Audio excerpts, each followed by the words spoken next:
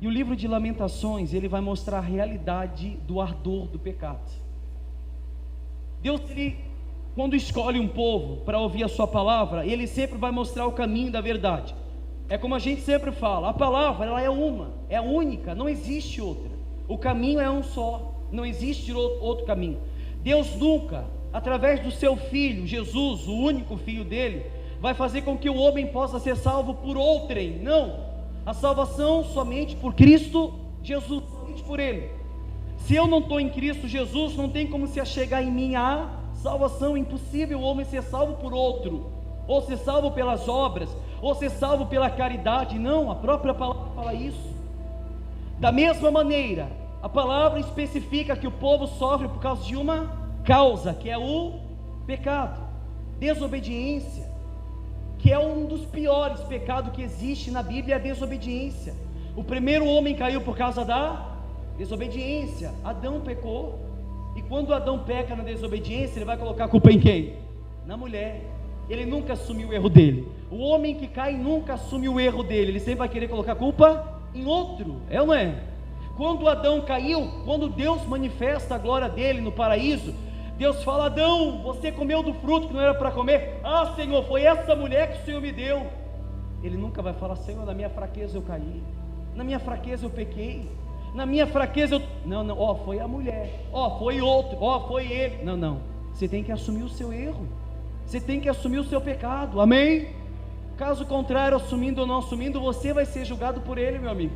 Então se coloque diante de Deus para assumir o seu erro, para assumir a sua falha. Todos pecaram, destituídos da glória de Deus estão. A própria palavra fala isso, que todos pecaram e carecem, necessitam da misericórdia de Deus, sendo judeus, sendo gentios, sendo eu, sendo você. Todos os dias, quando a gente acorda, os nossos pés saem da cama, ali nós já necessitamos da misericórdia de Deus. Até no nosso dormir nós estamos precisando da misericórdia dele.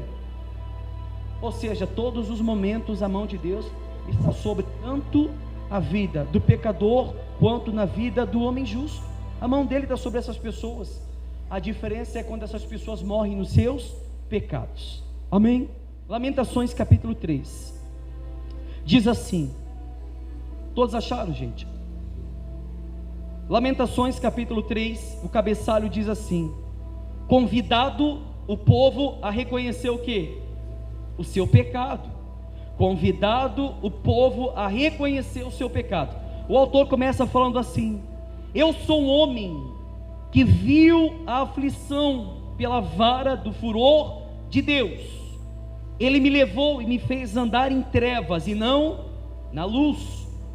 Deveras ele envolveu contra a minha mão de contínuo todo dia, fez envelhecer a minha carne e a minha pele, despedaçou os meus ossos, edificou contra mim e me cercou de veneno e de dor, fez-me habitar em lugares tenebrosos, como os que estão mortos para sempre, cercou-me de um muro e já não posso sair, agravou-me com grilhões de bronze ou correntes de bronze.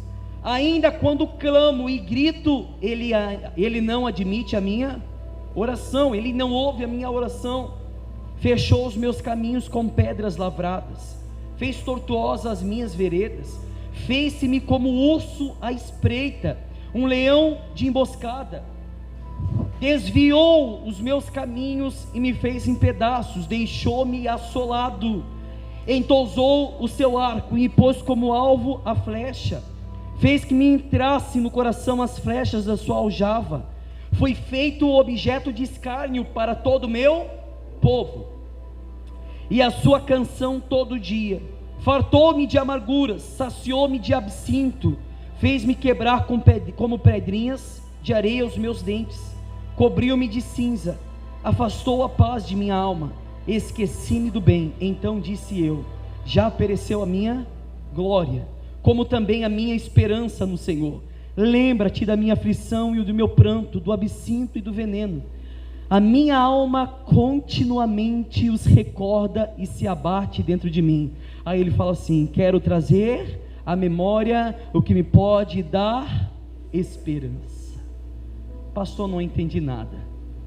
Convidado o povo a reconhecer o seu pecado.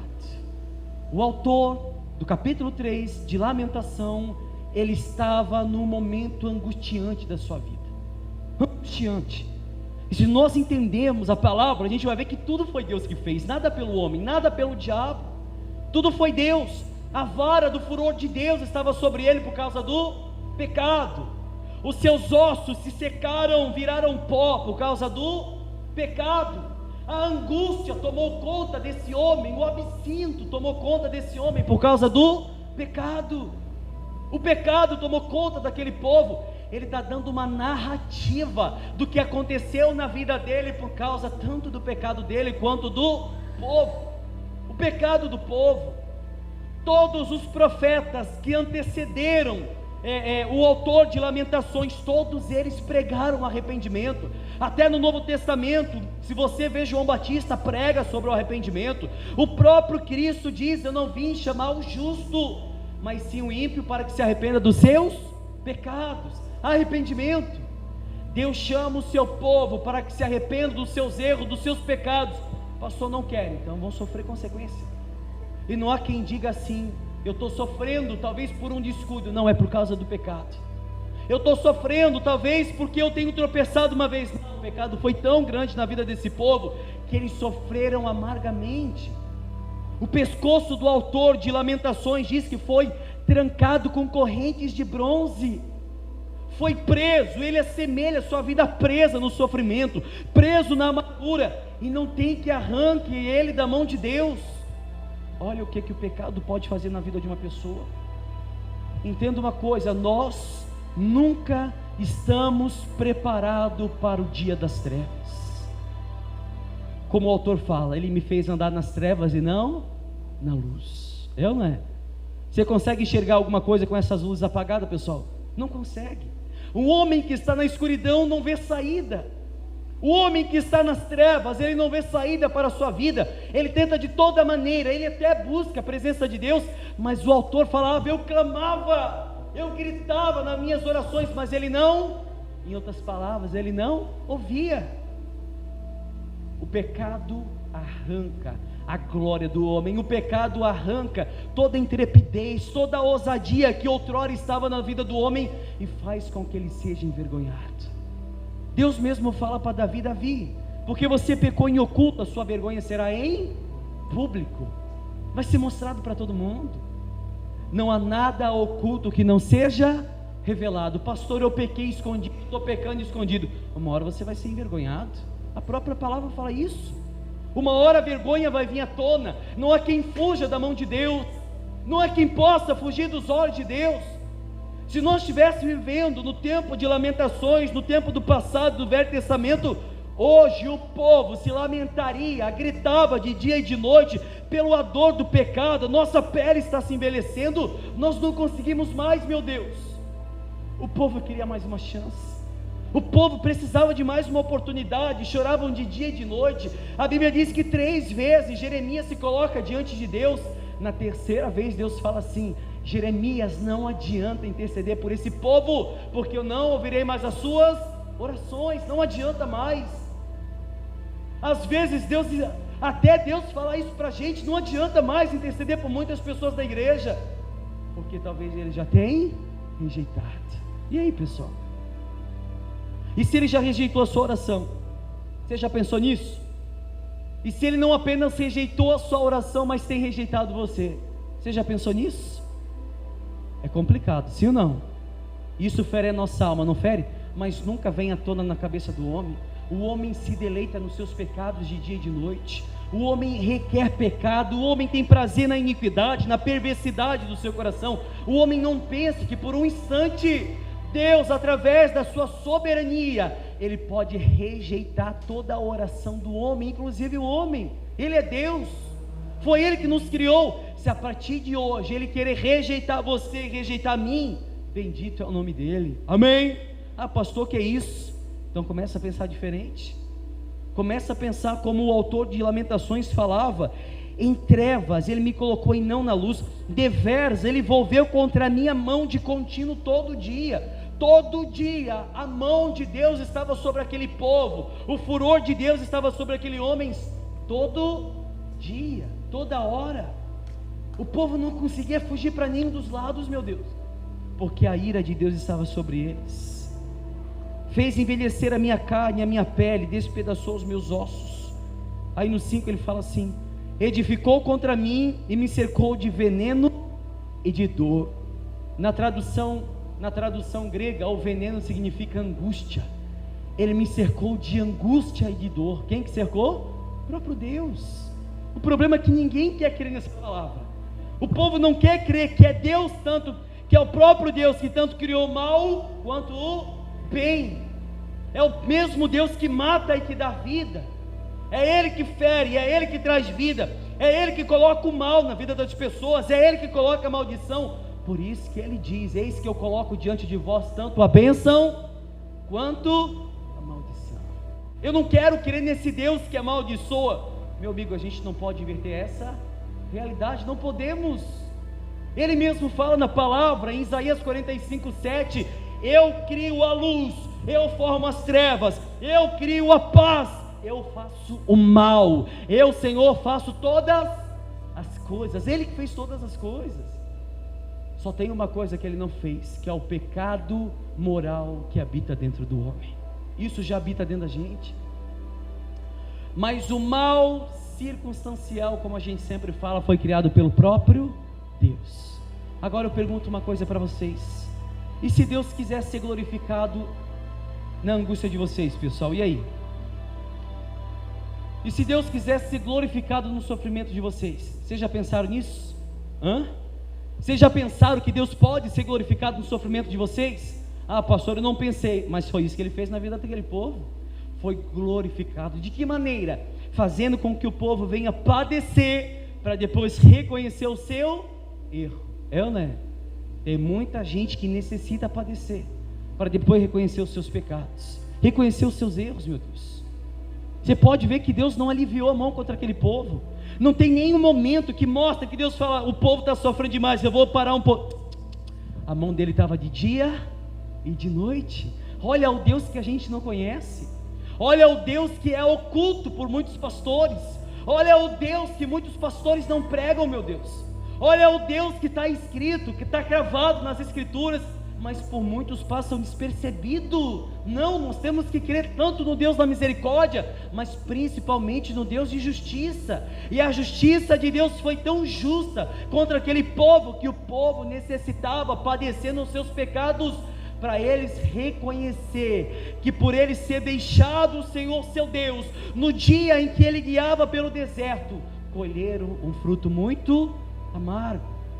O povo de Judá, o povo de Jerusalém, eles mereceram justamente a decisão que resultou no julgamento de Deus sobre aquela nação.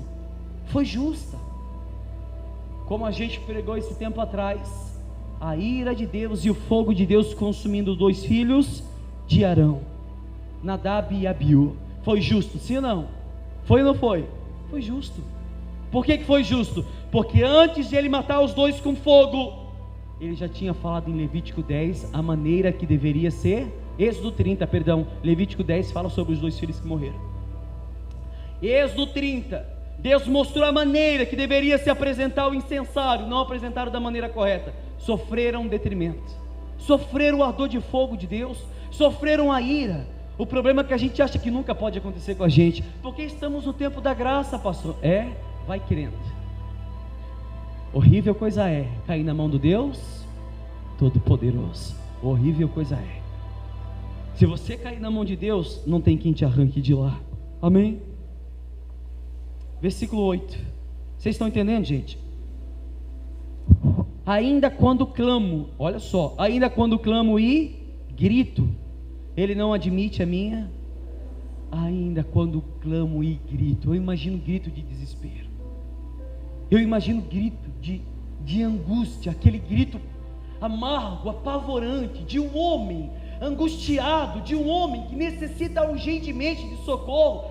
Ainda que ele grite com toda a força, precisando de socorro, ainda a própria palavra de Deus diz que Deus não admitia a oração daquele povo, não ouvia.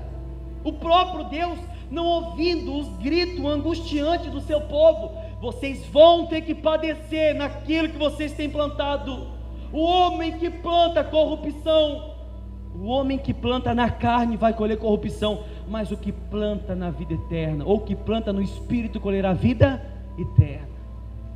Você quer colher na carne, plantar na carne, você vai colher corrupção. Você quer plantar no pecado, você quer continuar no pecado, uma hora a mão de Deus te encontra, uma hora a mão de Deus vai te pegar. Não tem quem fuja dos olhos dele, meu amigo. Os olhos do Senhor estão sobre o justo e sobre o ímpio, para dar a cada um segundo o fruto das suas ações. Pratiquei pecado e não quero nem saber mesmo, pastor. Deus me perdoa, estamos vendo o tempo da graça. É viver e verá. É como eu sempre falo, agora não vai acontecer nada. Você pode continuar pecando, pode continuar errando, mas o dia em que Cristo tirar somente o fôlego de vida de você, e no primeiro segundo que você tiver após a morte com a alma diante do tribunal de Deus, aí você vai pensar totalmente diferente da maneira que você deveria viver em terra. Totalmente diferente. Como eu sempre falo, se você pudesse enxergar, não digo 1 minuto, eu digo 1 segundo, o inferno, você viria para a igreja de joelhos. Se você pudesse enxergar 1 segundo o que é o tormento do inferno, o que é a ira de Deus na vida do homem do pecado, no lago que há de fogo e enxofre, você viria para a igreja de joelho. Você não largaria Deus por nada. Você não aceitaria tudo que falam para você lá fora. Você vai para a igreja, não, hoje não precisa, você... Não, eu sei o que pode vir sobre a minha vida se eu não pegar firme com Ele. Não é questão de obras, não é questão de você chegar aqui, se eu não vim para a igreja eu vou para o inferno. Você se torna um interesseiro da mesma maneira. É reconhecer por aquilo que Ele fez pela gente. Amém, pessoal? Aí continua dizendo assim: 9, fechou os meus caminhos com pedras lavradas, fez tortuosas as minhas veredas. Olha só essa parte 10, que eu vou mostrar outra palavra em Amós para vocês. Fez-me como urso à espreita e um leão de emboscada. Desviou meus caminhos e me fez em pedaços, deixou-me assolado. Vamos para o 17, para a gente terminar essa parte rápido. Afastou a paz de minha alma, esqueci-me do bem. Então disse eu: já pereceu a minha glória, como também a minha esperança no Senhor. Lembra-te da minha aflição e do meu pranto, do absinto e do veneno. Minha alma continuamente os recorda e se abate dentro de mim. Quero trazer à memória o que me pode dar esperança. Aí ele diz: minha alma continuamente os recorda e se abate dentro de mim. Aquele homem recordava de todos os pecados que eles cometiam e queimava dentro dele, ardia dentro dele como amargura. Se ele pudesse retornar, não fazer o que eles faziam, eles não faziam. Por isso que ele diz no 21, quero trazer à memória o que me pode dar esperança. Em outras palavras, como eu queria pensar em algo agora que pode me trazer esperança para mim sair desse tormento. Como eu queria pensar ou fazer algo para mim se livrar desse castigo. Não tem mais.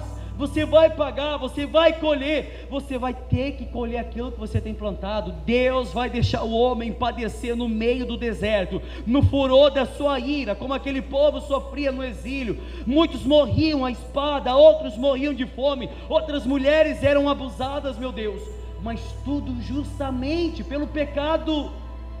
O pecado que o homem criara, o pecado que o homem caminhava juntamente com ele e não arrancava do seu coração. Todo aquele homem daquela época tinha no seu coração o pecado cravado com ponteira de diamante. Aqueles homens não se convertiam, meu Deus.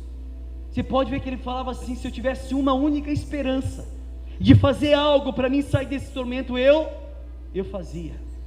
Se não fosse o lamento, esse lamento e o choro do povo por causa do pecado e a dor desse castigo que eles estavam sentindo, meu amigo, o exílio seria muito mais rígido, ao ponto do povo não suportar.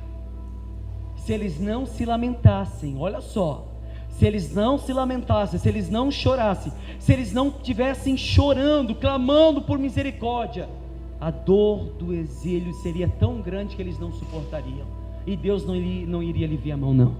Deus não iria aliviar, porque Ele é justo. Foi falado, isso já foi previsto antes pelos profetas. Por causa do pecado, O próprio Cristo, quando está à porta formosa de Jerusalém, como eu sempre falo e preguei semana retrasada, que o povo gritava: Hosana nas alturas, bendito aquele que vem em nome do Senhor.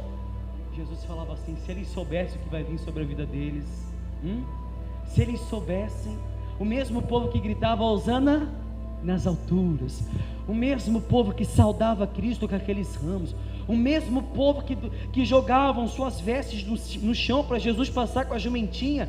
Jesus olha para dentro de Jerusalém, se comove com compaixão e diz: vocês vão ser levados como escravos, vocês vão ser destruídos, Jerusalém, vocês vão ser destruídos. É o tipo de clamor que é da boca para fora. O meu povo me adora apenas com os lábios, mas o coração está distante de mim. Infelizmente está sendo assim na igreja. Essa semana, uma semana de santificação. Aí eu pergunto para vocês: quantas pessoas aqui se santificaram? Quantas pessoas aqui, como eu sempre falei, chegou em casa depois do trabalho, deu sim a devida atenção à esposa, ao esposo, ao filho, filha, e depois foi ler Bíblia, foi meditar, foi orar, foi falar com Deus? Não, pastor, eu chego muito cansado. Então o que você quer fazer no reino dos céus, meu amigo? Né? O reino dos céus é tomado por esforços, por violência. Não é de qualquer jeito. Não é porque você está aqui hoje sentado nessa cadeira ouvindo essa palavra que Deus vai se compadecer de vocês. Não, não é isso. A palavra mesmo não fala isso. Aquele povo não estava orando para Deus ter misericórdia dele? Sim ou não? Aquele povo, como ele falou, os meus dentes foram moídos como pedrinhas, foram feitos em pedaços. A vida daquele homem ficaram arruinada, meu Deus, por causa do pecado. Olha o que o pecado pode fazer na vida de uma pessoa. O próprio livro de Lamentações mostra e afirma que a destruição do povo de Israel, do povo de Judá, que estavam no exílio, foram consequências do pecado. Somente isso, somente o pecado. A gente pregou esses dias mostrando para vocês que Deus falava assim: pessoal, eu não quero saber do seu sacrifício, eu não quero saber se vocês não estão mais conseguindo colocar o animal no altar, estão cansados, mas não é somente isso, é porque vocês não se convertem, vocês não reconhecem os seus pecados. Quem estava no culto nesse dia? O povo não reconheceu o seu pecado. Deus mesmo falava, em outras palavras: pastor, não consegui orar a semana toda, não deu tempo. Deus estava falando assim: não é somente isso que eu estou falando. Não orou, mas se largou para o pecado.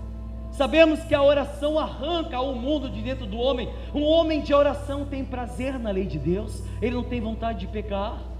Mas Deus estava falando: não é somente isso, não é sobre o sacrifício, não é sobre a oferta de manjares no altar, não é sobre o seu animal gordo, o animal de gordura farta que vocês colocam nos seus altares, que é isso que eu estou olhando. Eu estou olhando a vida piedosa de vocês, o quanto que vocês se agradam de se colocar na minha presença, por um tempo, por alguns minutos, e depois o homem vai se deleitar no pecado, na ruína do seu coração.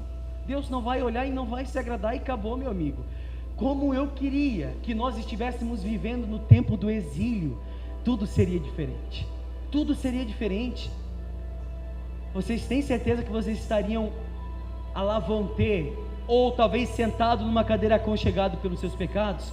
Eu duvido, porque a ira de Deus estaria ali, aqui, 24 horas sobre o homem do pecado.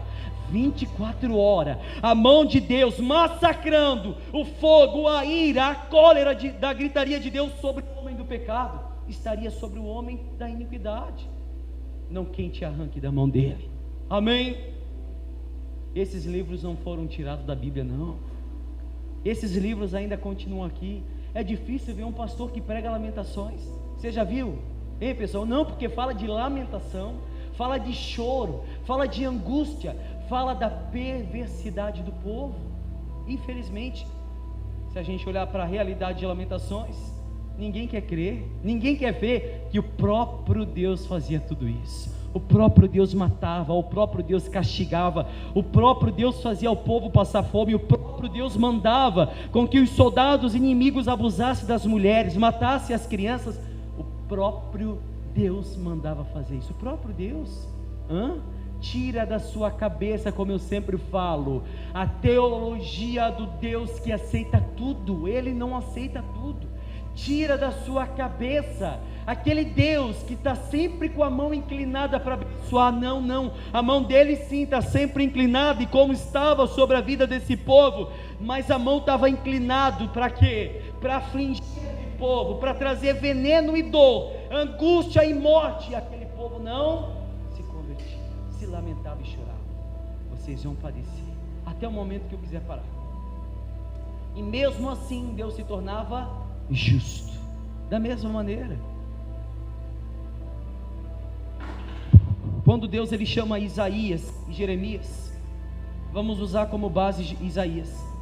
Deus fala para Isaías assim: Isaías, você vai pregar, mas ninguém vai dar ouvido. Olha só, você vai pregar, mas ninguém vai ouvir, o povo vai rejeitar.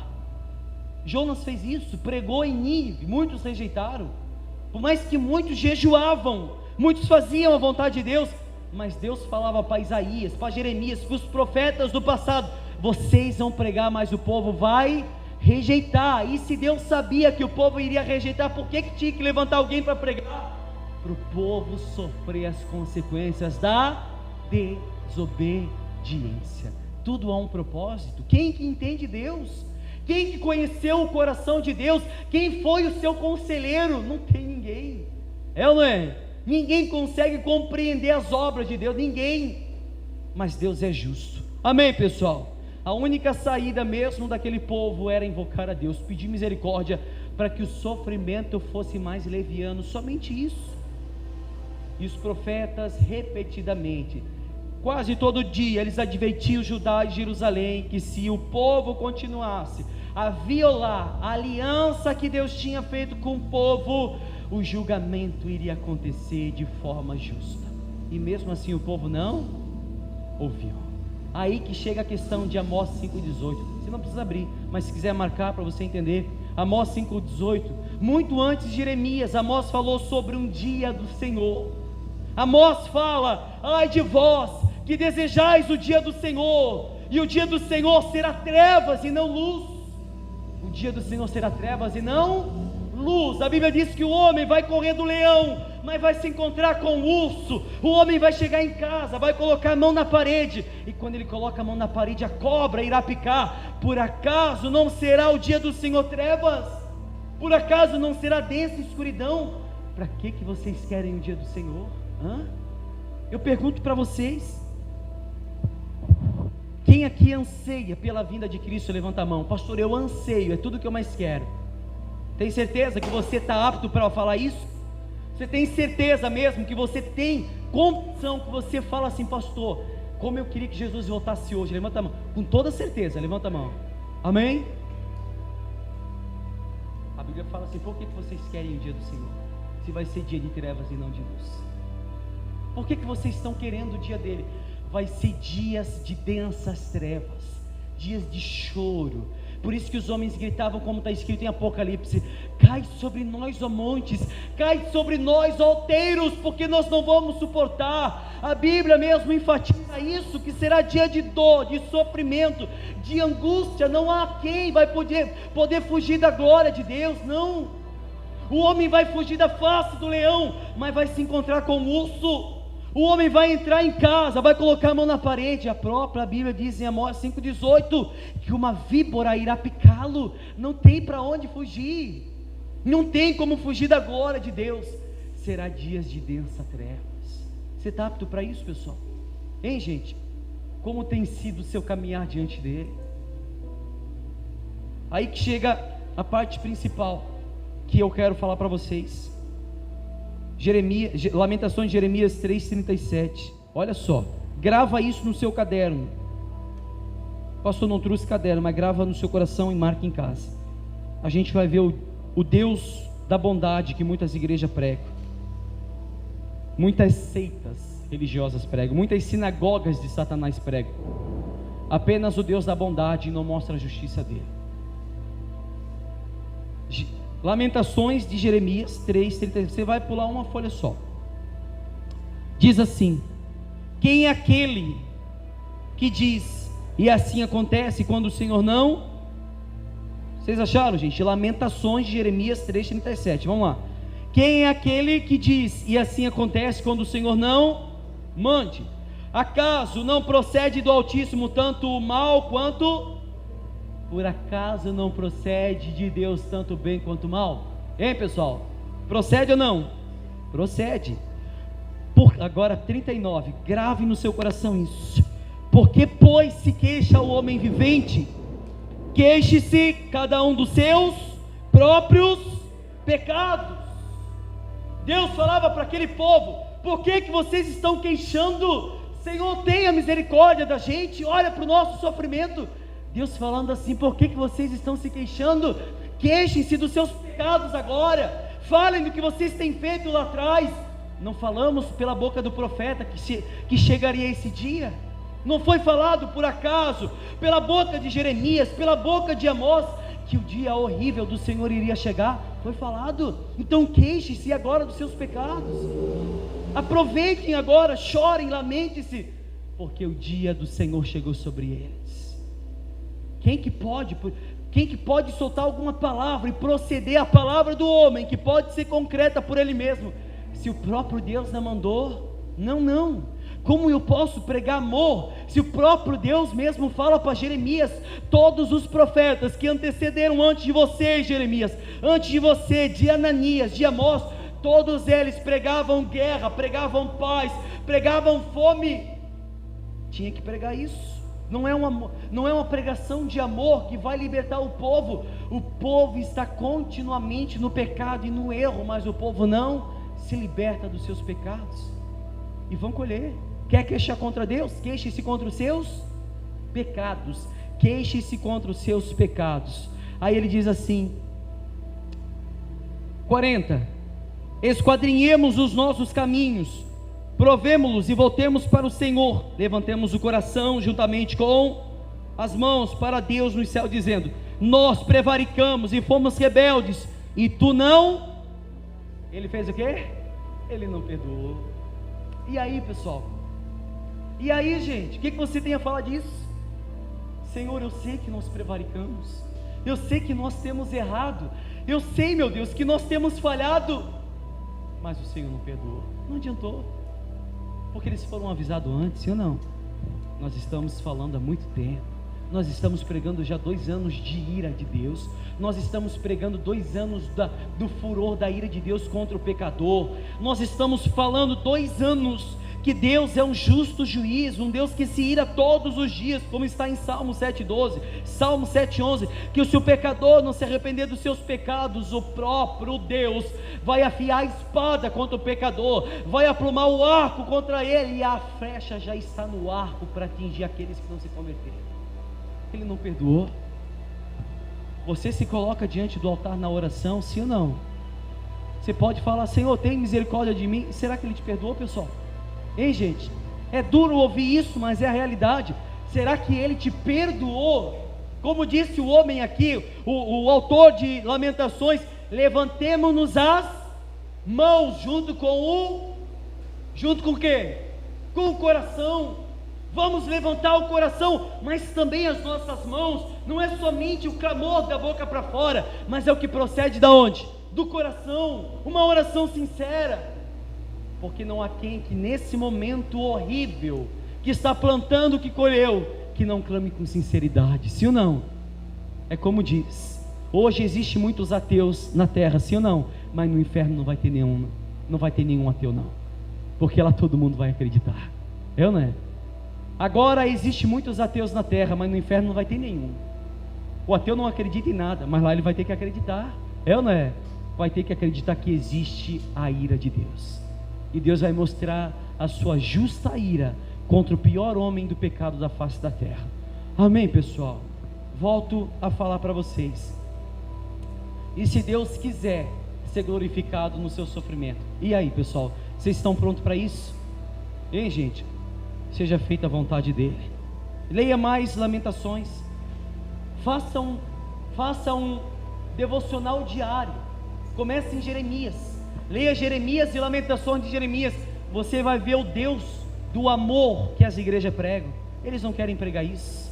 Leia Isaías, também mostra a ira de Deus. Leia Ezequiel, também mostra a ira de Deus, principalmente Ezequiel capítulo 8, que Deus pega Ezequiel pelos cabelos, quando ele estava de frente com os anciãos, e fala para Ezequiel: filho do homem, olha o que eles estão fazendo com o meu santuário, estão me tirando de dentro do meu santuário, estão tirando Deus de dentro do santuário. Amém? Hoje a gente está fazendo isso, hoje muitas pessoas fazem isso, tira Deus daquilo que é dele mesmo. A gente está trazendo para o nosso coração, vai dar um relâmpago aí,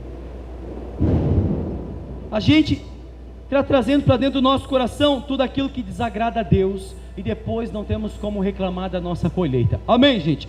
Eu vou encerrar a palavra por aqui, para que se der um relâmpago aí não apague as luzes, amém? Mas que essa palavra fique gravada no seu coração, e que Deus tenha misericórdia da gente. Quando se colocar diante dele, peça perdão, talvez por ter um coração imprepotente, um coração orgulhoso, um coração soberbo, um coração que maquina a maldade, um coração cheio de pecado. Peça perdão para ele, ele vai perdoar, não sei, depende dele, não de mim. Ele mesmo diz: eu não vim chamar o justo, mas os pecadores para que se arrependam. Esse é o Deus que a gente conhece, que se arrependam e não continuem nos seus pecados. Amém? Essa é a palavra que eu tenho para deixar para vocês. Vamos ficar de pé, aplauda Jesus bem forte, que ele merece.